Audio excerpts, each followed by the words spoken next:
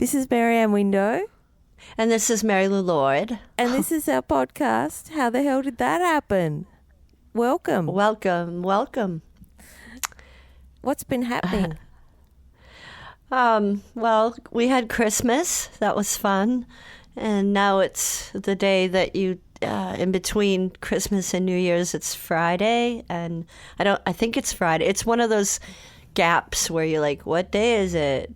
I know. What year is it? I actually put that on my Facebook. And probably some listeners might have seen it because I was thinking, what the hell day is it? Nobody ever knows what the day is between Christmas and New Year.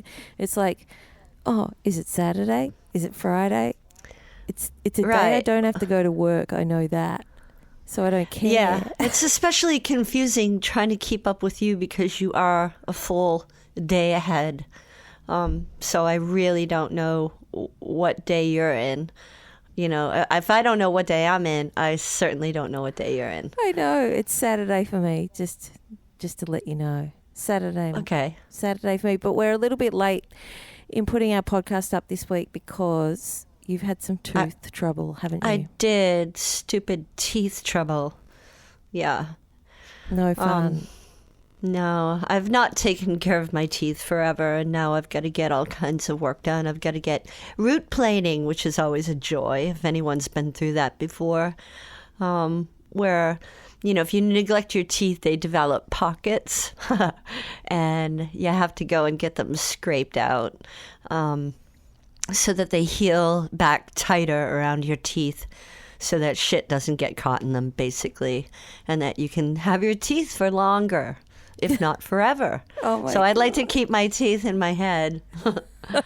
I'd like you to keep your teeth in your head as well, but that sounds horrific. But I'm glad that you're on the mend. It sucks. Oh my God. Thank you. I'm on the mend, but yeah, it was hellish. So we are late. That's okay. But we're here now. And also, it's kind of look, it's kind of good timing because it'll prevent overeating at Christmas. Because I think I actually did overeat, but I'm getting back on track now.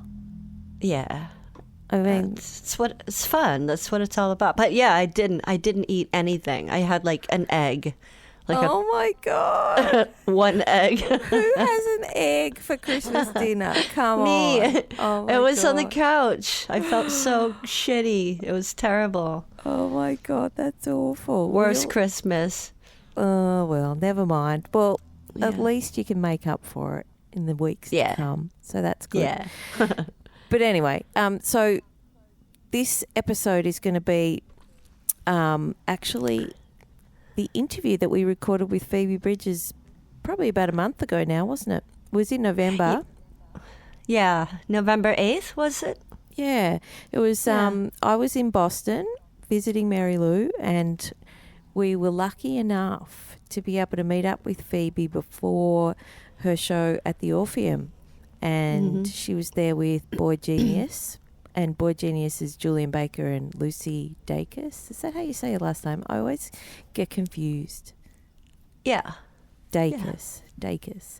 See, we've got this footballer in Australia called Peter Dacos, and it always reminds me of that. Which is really bad. I should never have said that. But anyway, I might cut that out. No, don't cut that out. And I'm still paying for my faux pas about the donkey last week, but I didn't cut it out, so I was genius. Oh my God, that was terrible. Let's not bring it up. Let's just not. Okay, so anyway, so we spoke to Phoebe, and we did the reason I just mentioned that from last week is we talked about the Cindy Brady television-itis. I found the clip and I put it on our Facebook page so people could know what we were talking about. We were talking about the red light syndrome of when you press record and you get all nervous and you don't know what to say. And we both had a little bit of that when we were talking to Phoebe, but she was so nice. She was really nice and so cool. Really cool. But we had so many questions that we didn't get a chance to ask. I was so nervous. Of course, it was our first interview, and our experience is zilch, right? This is new for us. And I had never, it was just not very natural to meet someone that way, to have an organized meeting. Normally, when I meet people, I meet them on obviously a more organic, as do you, I'm sure, more organic basis. So it was just really weird. Like, I mean, we adore Phoebe Bridgers. She is currently my favorite new artist. And she's not a household name. She's not a big, huge star yet, but in my mind, she is, right? Yeah, exactly. There are very few people that I've felt that way about. And she is one of them. So it was a challenge to not get, I mean, I was completely Cindy Brady. I know. The Baton Rouge effect, full on. My mind just left. And there were so many questions I wanted to ask her, and I just blanked out because I was too nervous. I know, but it was one of those things where it was hard to have prepared questions, because then it's even more unnatural, because it was really interesting because you came into the room after me, so it was like I had a bit of a chance to have how you going kind of thing before we actually started. But when we sort of had to hit record straight away because she was on limited time, so it was one of those things. And we had a bit of background noise because I think one of them was doing their sound check and we were in the room backstage, so that's what the noise that's going on that you'll hear. But I really wanted to ask her about her baritone guitar, because I've got the same one, and not that it's all about me, but it interested me because it's an unusual choice of guitar for someone to be playing live, because not only do you have to transpose the chords in your head to everyone else that you're playing with, because it's kind of like you're using different shapes, and so it's not as easy to sort of just go, oh, I'm playing a G or whatever, because you're not really, if you know what I mean. But I kind of do. I kind of know what you mean. Is it sort of like reverse using a capo? Yeah, kind of, because you're actually tuning a little bit differently. So really? Yeah, because it's a lower. How? Well, you got the two lower strings. Are they open? No, but they're not the same as a guitar. It's like I can't think of it in my head because I always do it by ear, but it's like, I'm sure someone's going to write in and tell us, and I'll tell you later. I'll put it up there, but maybe she just tunes it regular and like I would. No, you can't, because they're actually different strings. They're lower, so it's got a low B. Oh, and a cool. Yeah, so I had no idea. Yeah, so when you play a chord, it's not going to be the same as what everyone else is playing. It's like having a capo, but you're taking it down 2 steps lower instead of higher, right? Yeah. I'm bummed too that we didn't get to ask her about that.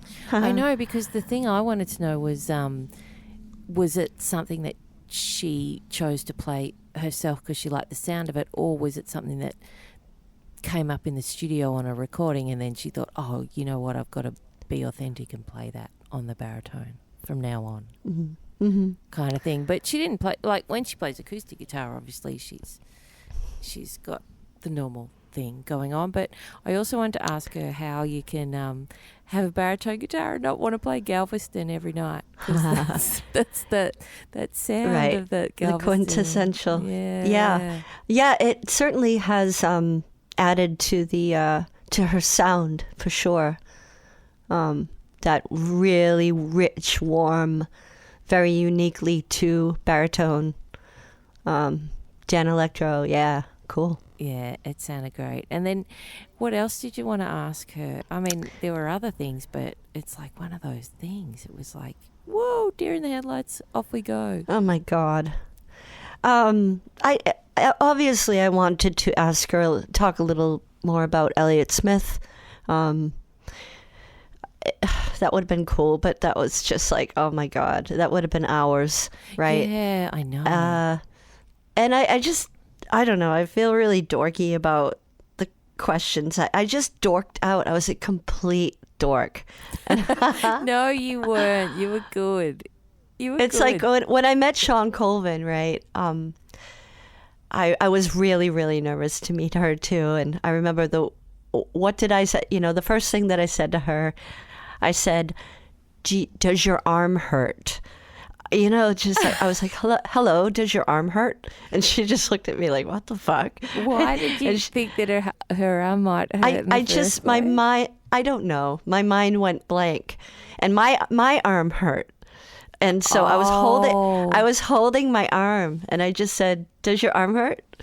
And she just looked at me like, who is this crazy person? Oh my God, but that sometimes happens, doesn't it? Because you just, like, words come out that you don't know are even there. Yeah.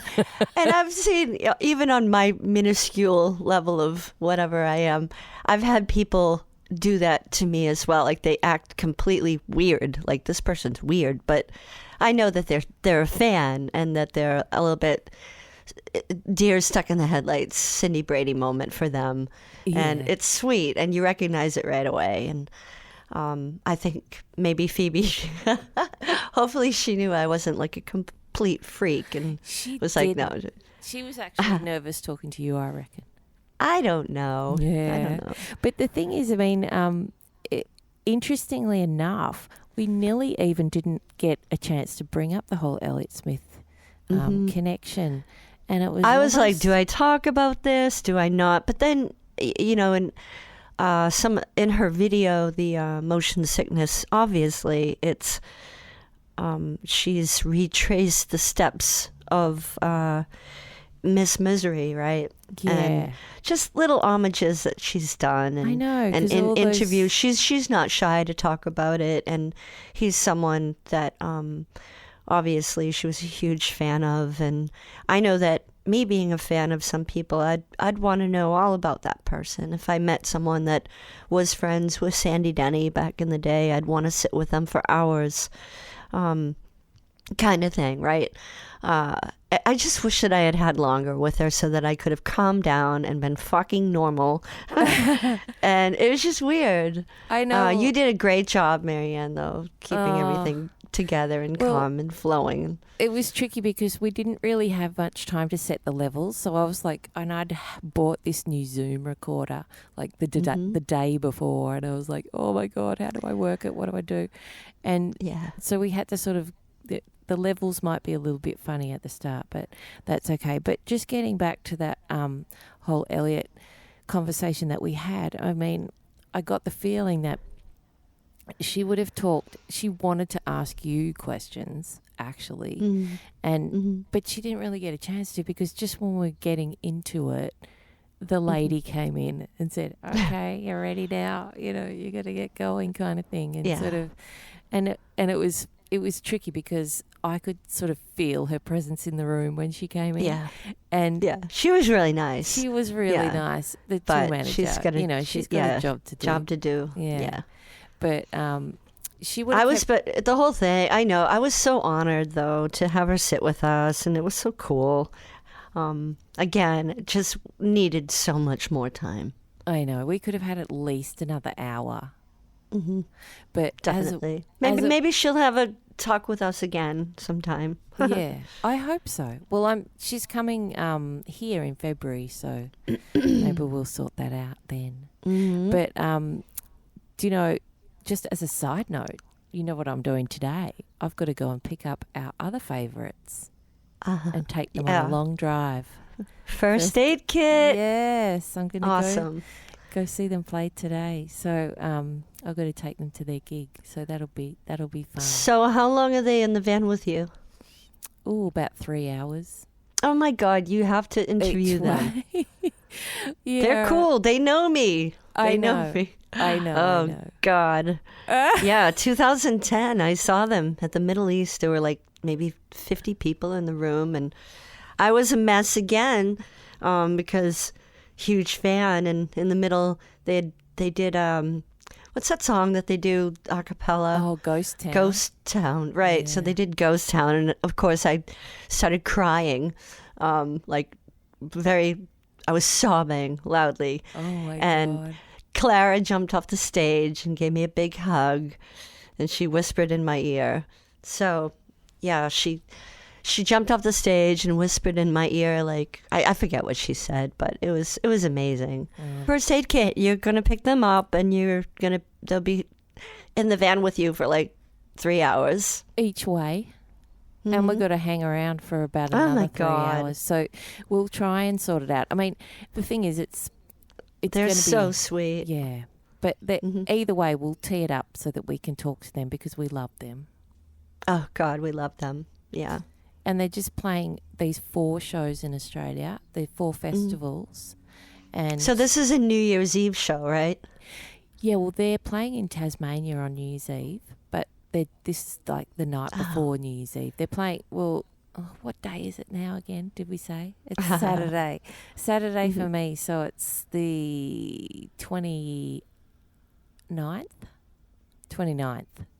So they're playing tonight on the 29th in Melbourne, and then I've got to take them to the airport tomorrow. So that'll be, they'll play in Tasmania. I think they get a day off and they're doing New Year's Eve in Tassie, I think. But anyway, it'll be really nice to meet them because I've seen them play many times. But Yeah. actually, the first time I saw them was 2012, around this time of the year, because and I remember, and you're the one that told me about them. I'm grateful for that because it was really they're amazing and I love them. Yeah. I'd love to, and I imagine that one day it will happen where there'll be a bill, maybe a traveling tour, first aid kit, and Phoebe Bridgers. How cool would that be? Oh my God, that would be amazing. Yeah, my dream bill, Phoebe, first aid kit, Courtney, Marie Andrews. Who else? Just like 2 more. Isabel. Oh yeah, that'd be cool. Yeah. Who else? Oh, there was that other one that you really liked recently. The name escapes me now, but I'll think of it later. But that I saw Courtney Marie Andrews a couple of times when she's been here, because she's been here quite recently and with only about 6 months in between, because she came with Joe Pug and stuff, and I did have a chat to her after a show. And she's also a big fan of yours, so I reckon that she will. She'll want to talk to us as well. All right. Well, that'll be really fun. So make sure that you try to get an interview with them. I'll try my best. I've got it. There's a fine line. There's a fine line of being a pain and all of that. But my friend Steve, who plays trombone in the band, he's really cool. He's from Seattle, and we had a good chat, and he's going to come on and talk to us about his other band that he had anyway down the track. So we'll keep our connection. Stebmo, yeah. Steve Moore, yeah? Yes, Steve Moore. Cool. And he's played with a ton of people that we love, and I'm sure that he'll have interesting stories as well. But regardless of that, we should get into this interview with Phoebe. Yep. And we'll let you listen and draw your own conclusions. But we just wanted to say again that she was so cool and so nice. She's so cool. And she's just so talented and normal. Exactly. Really normal. Really down to earth, really normal, and doesn't sing like a fucking asshole. No mumble twang. Exactly. And, you know, by the end of it, we felt like we'd known her for a long, long time. Yeah, but we definitely needed longer. Yeah. Wow. We're gonna get part 2 of this interview, whether we do it, you know, in 5 years' time or next month. But what we're gonna do is we definitely need to get all our unanswered questions. Okay, so here's the interview. Awesome. I haven't been excited about anyone in a really long time. I'm so excited. Oh, That's totally. so awesome. Really. Yeah. Anyway, so I'm such a big fan. Are you? Yeah. Oh my God. We were like, told you. Mary's like, she already knows who you are. I'm like, she doesn't fucking know. Hell who the yeah, fuck I am. Damn, that's awesome. Yeah. Awesome. So Maryanne, she lives in Australia and she comes here like once a year. Yeah, because we've been friends for a while. Yeah. And we make music together as well. Cool. Yeah. So we made a record. Yeah. So we produce and stuff like that. But we're sick of talking. So we want to hear everyone else's stories. Yeah, we kind of wanted to start a podcast for a long time. And about 4 years ago, right, we really wanted to interview this woman, Tia Blake. Incredible singer-songwriter from like 1971. She was 19 years old, made one record. She only did one gig in her life. Whoa. One record, one gig, and one interview. And we were like, holy shit, somebody reissued the album. I think it was like Tompkins Square Park label. This guy, Josh Rosenthal. And we were like, oh my God, she's great. Let's interview her. And we were all excited to start the podcast, and then she died. So it was like, fuck, right? So it kind of, we lost track of the whole want to do the podcast thing. Well, I'm glad you guys got a hold of me before I died, you know? No. Before we died, more Before like we it. die, more like it, right? We like get the fucking show the on the old road, fogies right? here. Yeah. So yeah. So we started this podcast, and we want to call it how the hell did that happen?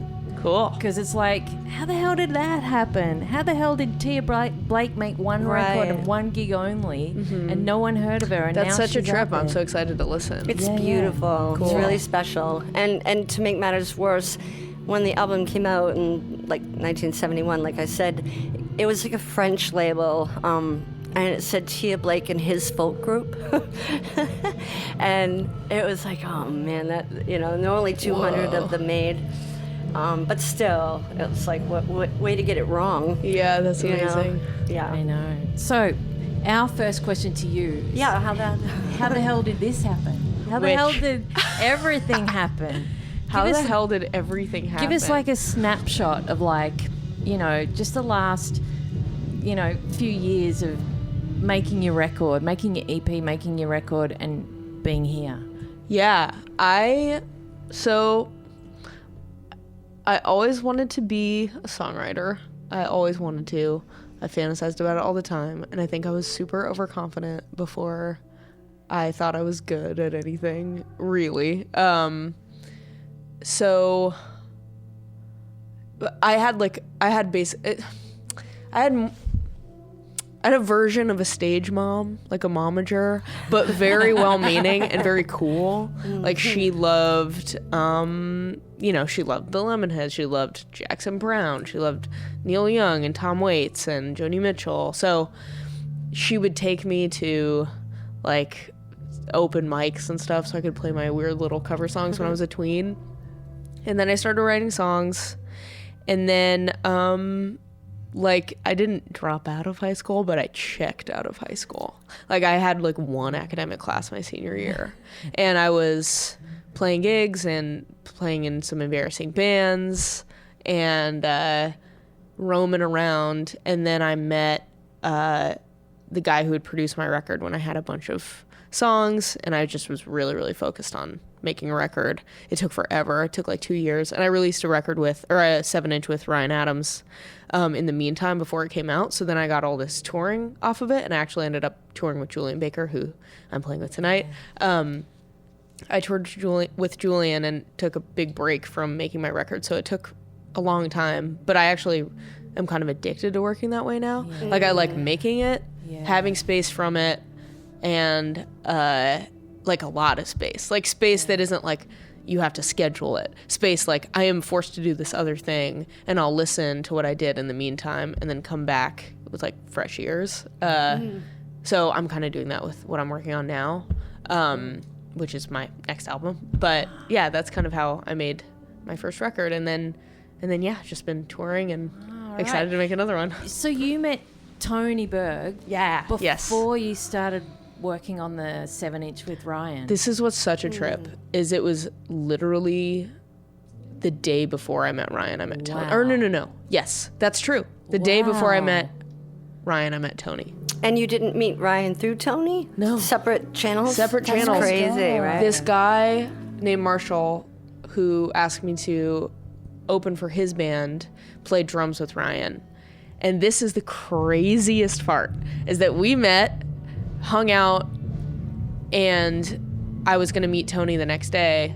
And I was like, yeah, I can't really get drinks or anything. I have to go to Brentwood at 9 in the morning. And he was like, oh, cool. I just made a record out there. I was like, with who? He was like, Tony Bird. No way, right? Yeah. So just the LA is such a weird small town. And then Marshall introduced me to Ryan. Yeah. Right. Wow. That's amazing. Yeah. Yeah, right? That's a how the hell did that happen That is story. definitely how the hell did that happen. That That is. is, yeah, that's amazing. But really things like cool. that do happen, don't they? Yeah. Like that kind of connectivity. Just, Yeah. yeah. I love that stuff. Synchronicity and all It's that. like us. Like me being How the here. hell did us happen? How the hell did we happen? Right. I live on the other side of the How did us world. happen? I know.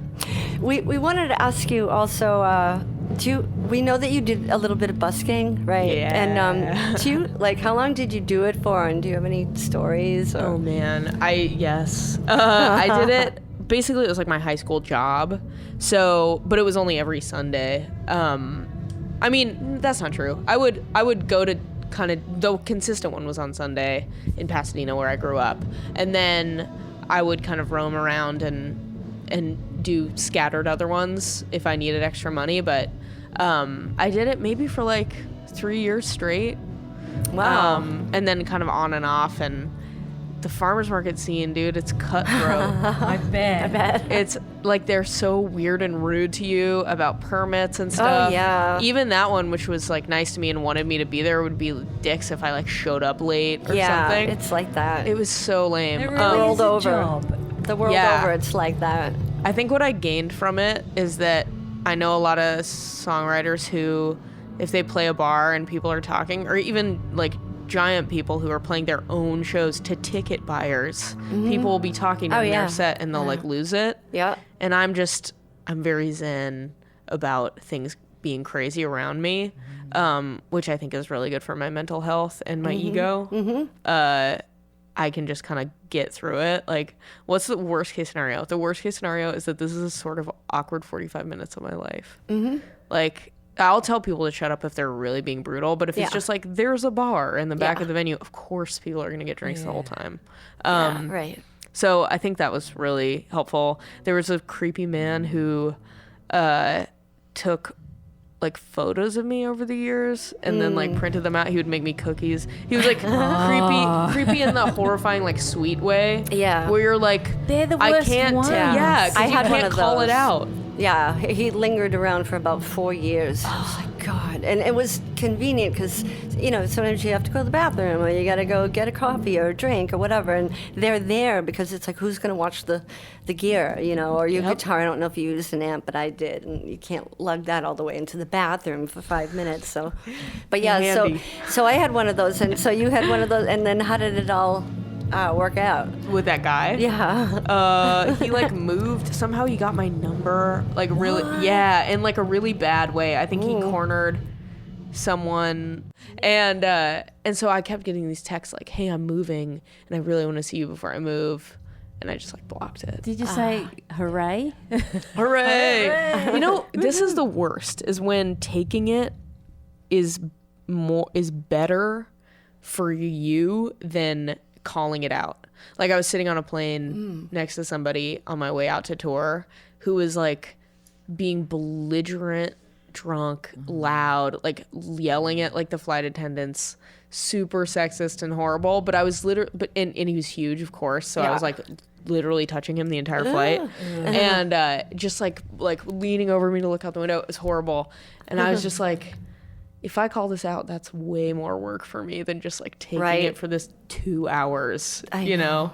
Oh yeah, Ugh, definitely. it's awful. And it's like that on stage sometimes too. So it's kind of But yeah, street performing, busking definitely primes you for like anything. Totally. And a lot of, I've heard you do lots of covers. Like you've done I love Peekaboo, the Daniel Johnston. It's just amazing. That's like one of my favorite It's songs of all time. gorgeous. Yeah, and all the covers that you do, and I'm sure that busking, because you got to know a lot of songs. Otherwise, you might bore yourself. Even if they are your own songs, you might get a little bored if you're not continuously pulling them out, right? Yep.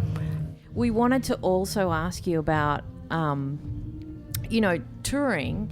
When you're on tour, you get like a sense of a place, but you don't really, because you're not really there, but you're there. Do you know what I mean? Like, you move in and out of all these places, and people think, wow, that's amazing. You get to see Travel, all this part of the thing, but it's your job. So how do you sort of manage that? Like, you're going from one place to the other, but you're there to work, but you still want to, absorb something of the people. Oh, man. It's like you have stuff that you want to do or stuff you want to see, and you're like, all right, next time when I'm here for real.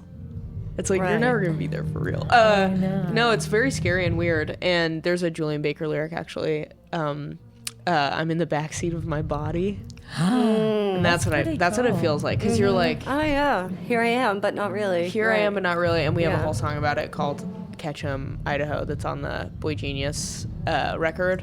It's just, and it was so insane because I started writing this song with a friend about that exact feeling, about feeling just like dissociated from your sweet life. And then I brought it up to them, and I was like, it'd be sweet if we sung it in like a Carter Family style. Oh, yeah. And they were like, totally. And they were like, wait, what's it about? And they pulled out their phones, and they both had like perfect verses that fit just exactly into the theme, almost disturbingly. Like Lucy had one about picking up the phone with someone that you're romantic with, and being in a van full of your friends, so they say I love you, and you're like, me too. Yeah. Just never being able to like have a private moment, but also being surrounded by people, but weirdly isolated and solitary. Yeah, it's hard to manage, but I will say being around these guys, Lucy and Julian, is like one of the best ways to manage it. Is just like looking into someone's eyes and being like, exactly. Oh, yeah. And because also I hate the term like good problems. It is always good to have perspective, and I feel so grateful for like 4 hours every night. But then it's hard to be like lonely in a new city and wanting to see your friends that live there. Like last night in New York, it was just super overwhelming, and I ended up talking to someone I didn't want to talk to for like an hour, and like all my real friends were like out in the audience, but were like, I'm tired, bye. Just that misconnections feeling, and it's hard to manage. I'm still, if you guys have any advice,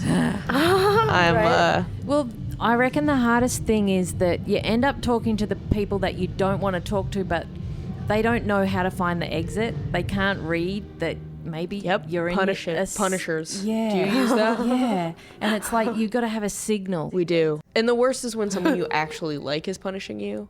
Oh, well, we were talking about the covers, right? Yeah. Which I know that you don't shy away from, and I think that's awesome. Because you're obviously a lover of songs, and you don't kind of seem to get your ego in the way, kind of. And we were talking about covers, and we hear people do amazing covers. Like I heard the new Lemonheads record, and I think it's amazing. And that will be coming out in February. So, but he's doing like Take It Easy, Eagles, right? Whoa. Yeah. But it's What a great. trip. It's That's so great. good. And some Bevis Braun stuff, who I love. He's covered a Bevis Braun song, Evan. It's mainly Evan and Maryanne, his girlfriend. Yeah. I saw them in LA last year, and their songs that they did together like blew my mind. Yeah, really great, right? Yeah. And so I wanted to kind of ask you, like, what makes like a great cover, and how, like, what makes a great song to cover? Like, what do you look for, and what do you try to do when Oh my God, I you're... have so many answers. I know, right? So there are two things, I think, really. Sometimes it's, no matter how it's recorded, even if it's like the best recording on earth, and you're like, how could I possibly redo this?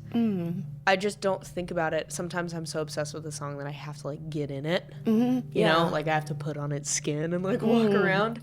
So I think a lot of my covers come from that. And then another side is just being very frustrated with the way that things were orchestrated. So, like, if there's just like a weird guitar tone the whole time, I'm like, kind of wish they didn't do that. I want to like show someone this song. Oh, I have kind of a perfect example, which is like the Toy Story, the Randy Newman Toy Story song. Okay. That's in the second Toy Story, that Yeah. When Somebody Loved Me.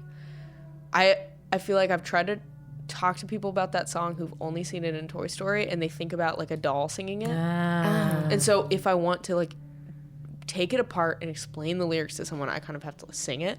And that's a lot of my covers too, like being frustrated with just wanting to like take another shot at it. So Peekaboo for sure, because of Daniel's very specific delivery, and like the out of tune stuff that I love. And now I hear the song beautifully, and it hit me really hard the first time I ever heard it.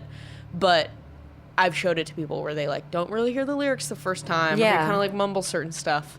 So it's just so that I like lay it out and say, here it is. I actually do Hard Drive, that Evan song from Baby on Board. we heard that Ben you Lee had wrote done that. that. Yeah. I was kicking myself because you did the great Scott, a year or two ago, and I'm like, fuck, I didn't know. I think you played it there, maybe. That was a fucked up night because, wait, I'm allowed to say fuck on this fuck. Okay. Yeah, fuck. Cool. Yeah. Queen fuck. That Great Scott night was so funny. I think we started at fucking 7:30 and had to be out of there at 9 because of there was like a DJ night right after. That's the worst. Yeah. Yeah. Okay. In where Daniel says trying to make sense out of scrambled eggs. Oh man. And it's like, if you think about it, he's a huge Beatles fan, and so it's almost like saying trying to make sense out of yesterday, because the whole, how initially yesterday was called scrambled eggs. Really? I'm sure you knew that. I had no idea. Well, yeah, I went scrambled eggs. Right. Yeah, it's they in one of those outtakes, isn't No it? Yeah, way. yeah. So Yeah. when he says, Wow, what a cool little like music nugget. well, it was kind of like, in his subconscious, like everything that he does comes out through Daniel's filter, right? Yeah. So if he's doing a song, it could be like what he hears in the Beatles, but or whoever, or even Don McLean. Like, I'm convinced that his story of an artist, it's the same tune as the Vincent song, the Don McLean, Beautiful Vincent. It's da da da da da. It's the same melody. So that's almost the lyrics are almost the same as what the Don McLean Vincent Starry Starry Night song is about. So just like that, it's just amazing. So if you're a person that really loves songs and looks behind every corner, around every corner, you're gonna, oh yeah, that's what he did there, I think. And even if he didn't, it's nice to think about, And it's also cool that, you can hear beyond the surface. Because, like you said, your friends are going, oh, I don't know what it is. It's all mumbly, whatever. But you can look deeper and see that it's the feeling. It's the sentiment. And it's more than what your ears first hear. Yeah. And I think that's an art of listening. Yeah. I think lyrics are what I hear first. I think maybe more so than some of my friends. Which is what I look for in a cover, for sure. Just weird little moments that get buried, and you're like, "What? How? How?" Like that last verse of the Peekaboo song just fucks me up. Cool. Yes, amazing. All right, should we? Well, is it okay? Do you have like 5 more minutes? Yeah. Okay, cool. All right. Totally. I guess talking about the lyrics, right? How do we approach this? We have this thing where we hear people that of the younger generation, like your generation, right? And they sing in this way that I don't know if it's us that we're just old or we cannot. I said maybe it's like a dog whistle, like only dogs can hear it and we're too old to hear it. Like we've got that frequency. People only under 35 can hear. We're missing out on it, but it's interesting because, this made me say, well, maybe it's okay to ask because you talk about singing in an accent, right? Yeah. So we find that these people are singing these weird accents that we have no idea what they're singing. It drives us crazy. It's- We invented a word for it called Yeah. mumble twang, and some people are bigger offenders than others, but so when we heard you and lots of other people, fine, right? It's that you sang like you talk, and we were like, well, that's that's really I'm refreshing. so relieved. I thought you were going to be like, and you have this very specific accent. No, you man. don't. You know what I my mean? God, You vocal don't sing affectations like are my It's really biggest pet peeve. And I'm biggest. going, I can't what get over is- it, dude. Is What what the hell? Is what the The singing. vocal affectation, like Oh, the right. So the, you- like so you're it's not just coming us? while you're singing, or like you have a fake Southern accent. It's or, weird, right? And people I care about. That's another big one with covers. Sometimes it's someone that I like. I love their lyrics, but they have an egregious vocal affectation. Right. And I feel like there are some that make more sense to me than others. Like Jeff Buckley, I feel like he uses his voice almost like an instrument. Yeah. Oh, yeah. Like he goes into weird little. He sings like nobody would ever talk sometimes, but it's like artful and Yeah, that's like almost like trance-like. That's a step Totally. beyond. Yeah. that's a step beyond. And Yeah. I think there's a place for it. Free pass on that one. But like that, and like, and yeah, the weird like Southern thing, the weird British thing is We so had a strange. kind of a theory of why this is going on, and it's really, it's not many people that are older. It's like this younger generational thing in the last 7 or 8 years mainly. And you know, if somebody's doing acoustic music, if their ammunition is an acoustic guitar and a voice and a song lyrics, right?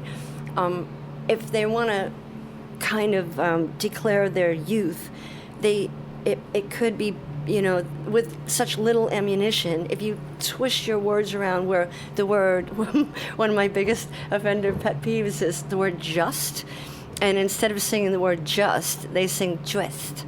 And it's like, why'd you sing it like you don't say just because you know, this kind of just say bend or you know, and it's just like, why are you singing like just like yeah yeah. just like hip singing or Wait, there's a totally- YouTube video for you guys that is gonna kill you. Is it the hip I think singer? Yeah, the We hip saw singer. that singing All I Dude, Want Is a she's so Hippopotamus for good. Christmas.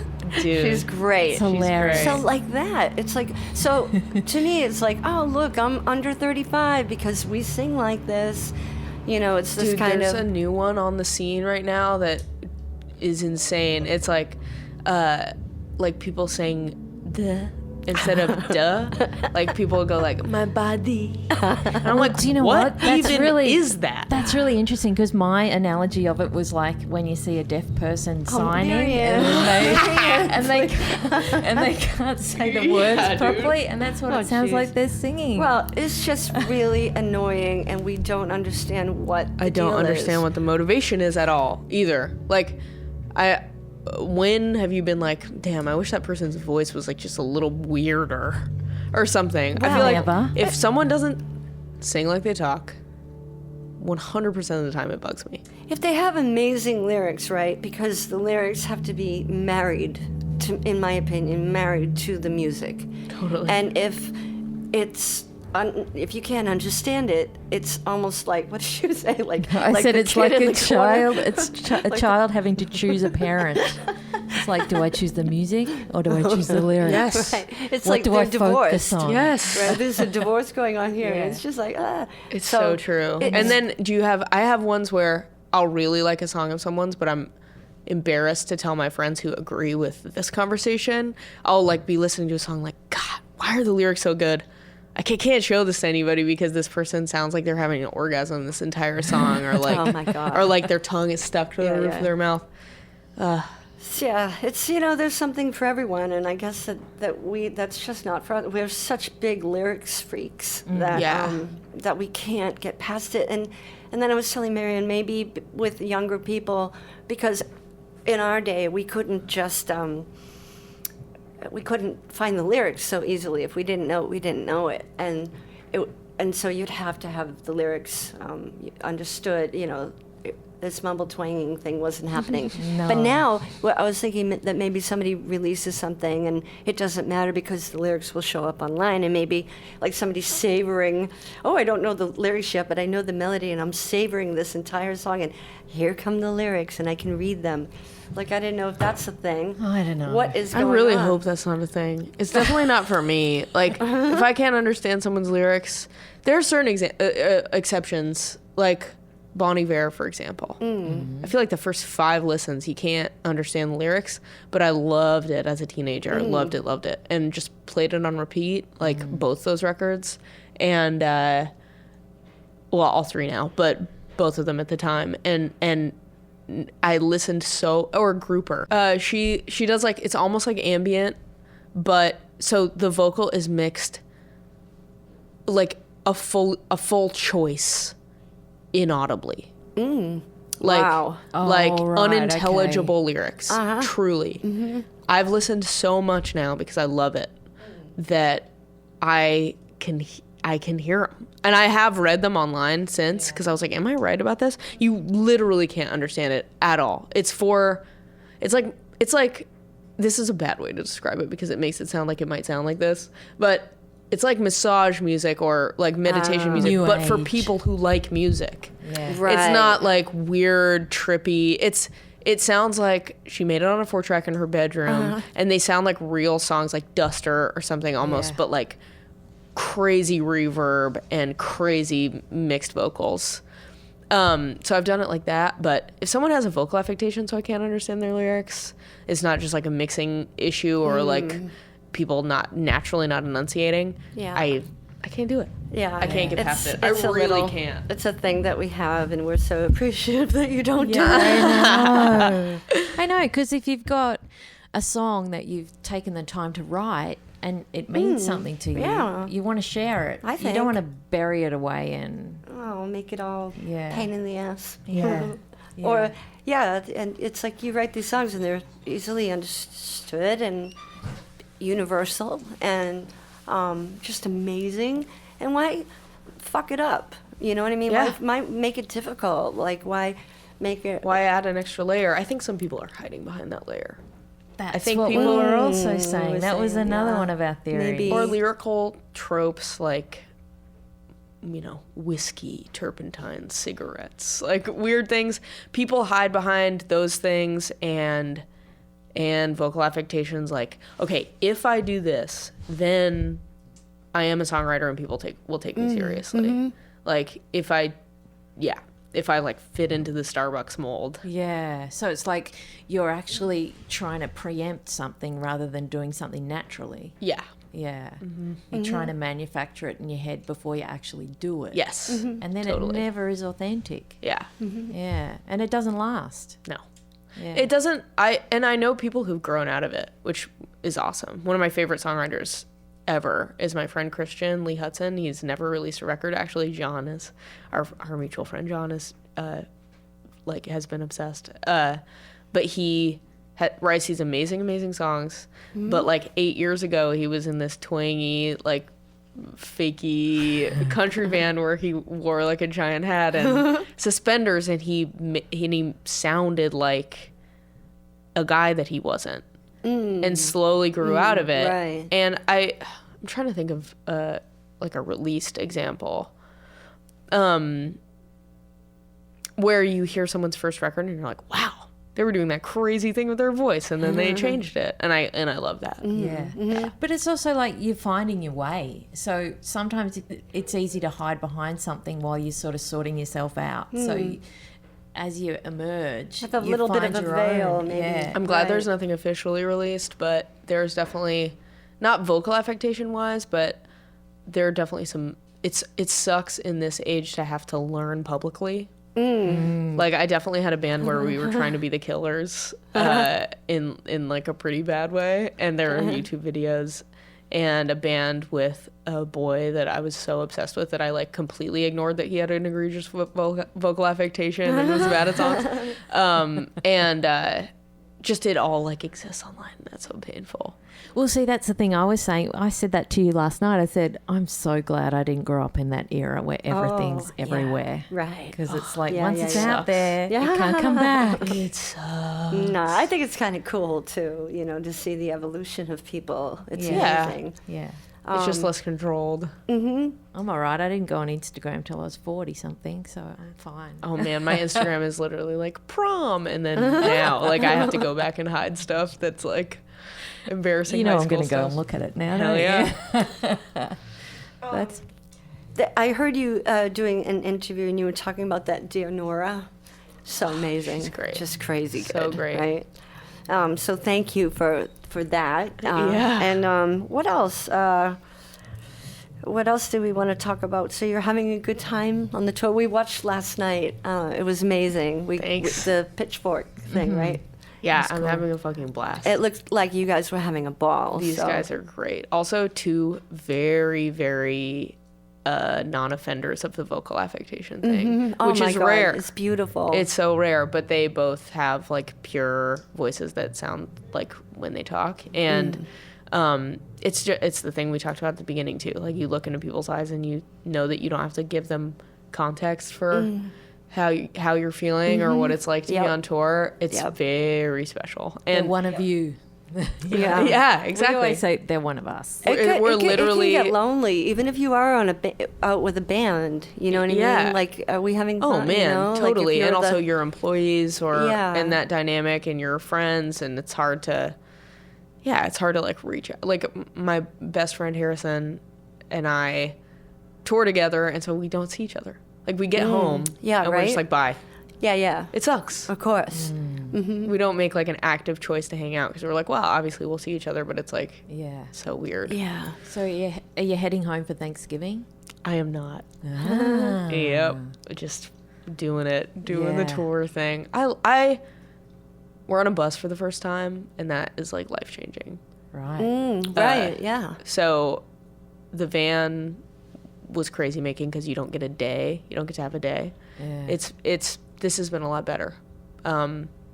So, talk to me in a month, and Yeah, I'll yeah, see yeah. how I feel. But you're playing in LA again soon, aren't you? Yeah, the Well Turn is the last Yeah. show. I'm going to be in LA then. So Amazing, yeah. Hopefully I'll be able to get a ticket somehow. Totally. Yeah. But I want to come, definitely. Yeah. Thank you so much for doing this. Thank you honestly. guys so Oh my much. God, like we'll be watching, and if you, I've been pretty vocal about you on my face. I hope I don't freak you. I feel like maybe your mom and I would get along or something because I talk about you often on my Facebook, and I'm like, she should da da da da da da, and I make jokes, and you probably have no idea. And I haven't seen it. Yeah, Yeah. I'm always talking about you on my Facebook. And I have a Damn, daughter. what? She plays, and she's, she's 19, and she loves you as well. And, Oh, that's so cool. yeah. So I think about your mom, and I think about how I am with my daughter Annabelle, and I don't want to be too teen. What is it? Tiara? Teens and Jean-Benet Ramsey. yeah, Momager. exactly. A momager about, but I just think of your mom and how proud she must be of you, and you know what I mean? It rules. 'Cause She was at music the her Ryman thing, show. right? And then here you come, and she didn't know what was going to happen, and it's just amazing. She must be so proud of you. Yeah, I think encouraging and not pushing was always what it was. Like, I mean, she did give me shit every once in a while. Like, I'd get lazy in all aspects of my life. Like, I don't know. She didn't make me apply to college, but she was like, all right, what's your plan? Like, if you're going to play music, fucking, like, write songs, Yeah. And that helped me a ton. Like, I think she was always really encouraging. And when I wanted to quit piano lessons, she let me. That's cool. I regret not knowing piano, by the way, but she didn't Plenty of ever let me time. resent music. Oh yeah, right. That's what So. I've tried to do with Annabelle as well. Just like, yeah, Letting her have it as her own thing. totally. I gave her she Even was though about we 12. I produced gave a her record. the Introduction to Elliott Smith record, a vinyl. And she thought it was a calendar, and she's like, "Oh, you gave me a calendar of your friend." And I'm like, "No, it's a record." So we got her a turntable, and I didn't know what would happen if she was listening or whatever. And then over the years, she, like you, she became crazy about his music, and I didn't listen to him after he passed away because it was just too fucking painful. Totally. But when she was like 14, getting really, curious about him, who was I to say, we don't talk about Elliot in this household, whatever. It just gave me this new joy to remember him and talk about him and revisit his music, and it just became this other thing. And I think that, I've heard you, and it's very obvious that I hear him in you. And, he was a really, really close friend of mine, as you might know, and this is what it's all about, and someday I really do think that you're setting the bar. You really are, seriously. Man. There's people, there's Joni Mitchell, there's Bob Dylan, there's Neil Young, there's Elliott Smith, and you are absolutely setting the bar. And Oh my God, it's you're going to make me cry. No, it's an honor to be here. She doesn't say this about I don't many say this people. about many people ever, and I hear it and I know it, and it's wild to be in the beginning of someone's career like this, and I just love this, and the fact that I hear so much of Elliot in you, and he's gone, but he's not really, and someday, hope down the line, a kid, I look at all the kids that you're inspiring already, and you yourself, you're a kid still, right? Elliot was the first, there was music that my parents showed me that I loved, and then it, do you know Carla Azar? She's played on a million people. She's played with a lot of people. Yeah, so she was a friend of my, friend's mom, and I thought she was so fucking cool. When I was in, 7th grade, she was around and would, teach our friends drum lessons and stuff. And she played, weirdly, Kiwi Mad Dog 2020, which is an instrumental. So it totally flew over my head. She played it for me, and I was like, cool, Carla, what is this? And then wanted her to think I was cool and listened, and it, floored me. It was just it was an accumulation of, it was something that my parents didn't get that I got to get privately. Wow, cool. So, yeah, it was, very, very seminal for me. Yeah. And you know what? Because Mary Lou just did the, what was it called? It was the podcast. Yeah, I did the thing that you did. What? Your favorite. My favorite Elliot Yeah. song. Yeah. So good. She was going to pick yours. I love it. It's so weird, that one, right? It's simple, but not. And I was like, oh, geez, before I heard you do it, I'm like, I hope she gets it right. And you totally did, because it goes to that weird, minor thing and whatever he does. I cheat on so many of his songs. You start out thinking, oh, this would be so easy. And then you're like, what is Dude, he he's doing? like a fucking orchestra. And that song is special because it is a true folk song. Which it's weird that I chose it as my favorite, because it wouldn't be the way that I would describe Elliot to other people. If I was this is what Elliot sounds like, I wouldn't show them that song. Right. But it is my favorite because it's something he almost threw away, and it's just so simple and concise. Speaking of. Yeah. So, I don't know. The record is beautiful. Looking forward to. Do you have any songs written yet of your next? Yeah. Actually, I have a self-titled song that I'm really excited about. Oh my God! Is it hard to sit on them and not, Yes, it is. I've been doing a pretty good job. I mean, record labels now, they need 5 months to print vinyl, so everything is just backed. It's backed up so much more than it used to be, talking to people, which fucking sucks. You have to sit on things for longer than ever. But I've been doing a pretty good job of releasing an order, because I like to do side projects and stuff. So I like to finish something and be like, okay, when's the soonest I can get this out? Work on something else and be like, okay, when's the soonest I can get this out? So I don't get fucking sick of the shit I'm touring. Yeah, because by the time you have to tour it, it's old. Yeah, it's old news. It sucks. I'm not going to tour my next record probably until the end of next year or beginning of the year after. So it's I hope to. I actually have a rule now where I don't have the roughs for anything because I don't want to get sick of it. I want it to be new. Yeah. And then the songs with Boy Genius, you all co-write them together? Yeah, we all brought a song in, and then we all brought like a piece of a song in. So and then finished that one. Okay, is this kind of a one-off for now? Because you've got these songs, like how would you decide what to bring to the table to Boy Genius and what to keep for your next album? Oh man, I've been spiraling about this for days because I want to make another record with these guys so bad, and I feel like we're all on the same page, but we all have such crazy schedules. Oh yeah. I want my next record is a priority because I don't want to be like a one record person for years. You know, it's hard to play solo shows and only really be limited to a set. Yeah. You right. know? Yeah. So I'm really excited to release my next record, and I also am kind of a slow writer. So I want to be careful to not like be so stressed about releasing something that it's not great. Or that like I convince myself like, oh yeah, it's totally okay, ready, because I'm so ready to have new music out. So I'm trying to ride that line, but hopefully I do make another record with these guys. And writing with them is so easy. I would totally like come to the table with nothing and come out with something. Yeah. Connection. Oh, thank you so much. Dude, thank you guys. Yay. It's so fun. Okay, so that was our talk with Phoebe. She was so awesome. So awesome. I just can't believe how normal and like she seems like she's older than she is. An old soul. Exactly.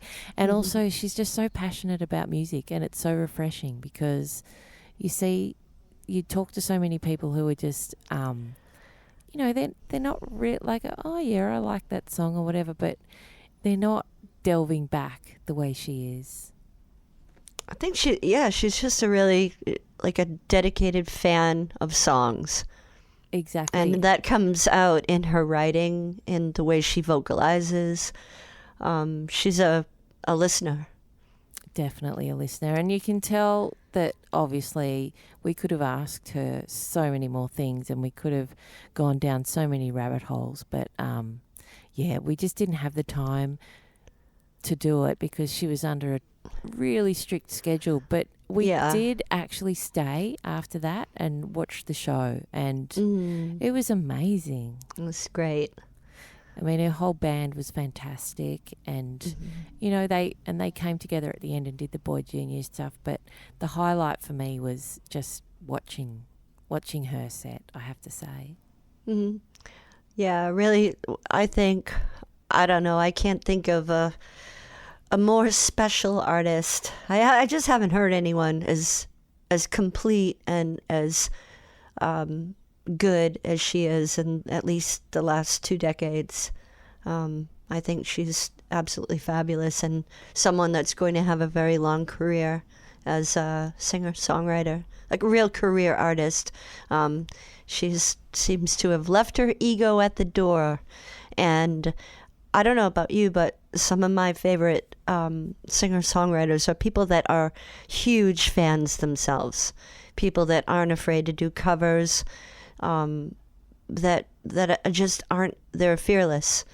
And she is not afraid to be herself and not afraid to do covers, and what it's about are songs, really. Exactly, and that's what came across. And when she was talking about doing covers and saying how she often did covers to interpret it in a way that her friends could get it, because she would play a song and they go, oh yeah, but that, like what she was saying about Daniel Johnston, and that reminded me of you as well, because it's like that similar mindset of, I've got to get this song out there so that people can hear it because it's so good. Oh yeah. Yeah, I think she might not have understood my question there a little bit, but her answer was awesome. Oh yeah. But different than what the intent of my question was. Yeah. But not really, because there was a point where I think she said something like, you have to be inside the song. Yeah. Right? And that's always what it's about, whether or not you're doing your own song or not, because you gotta kind of get away, get out of the song's way, but yet remain inside of it, and that's a really kind of tricky thing to do. Yeah, exactly. And also it was interesting hearing her talk about her new songs, because she's obviously written a lot. But she said she's got a self-titled song. That's the one I want to hear. Me too. I mean, I don't know if I've ever heard of that before. Have you? Never. A self-titled album, but not a self-titled song. That's kind of cool. It's like talking about yourself in the third person. Which I think a lot of songs do that, but they don't mention themselves by name. I know, right? So it's going to be cool to hear that. The other thing is looking forward to is the Bobby Gentry covers album. Oh, yeah. That looks really cool. That does look cool. Lucinda, Phoebe, ton of people on that album. I know, So that would have been hard to work out who was going to do what song, because everyone would have wanted to do. Maybe, but I mean, I think that's the one that Lucinda's doing, so I'm sure that they were all in agreement. Yep, that's cool. Yeah, let's fall into line. Let's fall into line behind Lucinda. I know. That'll be really good. All right. Well, this was cool. I'm so honored that Phoebe sat with us and couldn't be more happy. Yeah, it was fantastic, and definitely we'll follow this up and have part 2 at some stage of her career, I'm sure. But anyway, so thanks for listening, and we are actually on iTunes now, and that's probably inconsequential, because we would have put ourselves up regardless, but apparently if you like what you're hearing and you rate us on iTunes and you give us a good review, we'll reach more people. So apparently that helps. So if you could do that, we'll be your best friends. We are your best friends anyway. We're learning as we go, and we can all learn together. So, yeah. Exactly. Well, do you know what I'm impressed with? I'm impressed that we've stuck to our schedule so far. Pretty much. Episode 3. So, First Aid Kit next. You get that interview, Maryanne. I'm going to try my best, but I need you You with will. me. I need you. You will. I need you there, because you've got to stop the They'll tell you the artists. story of how they met me in Boston.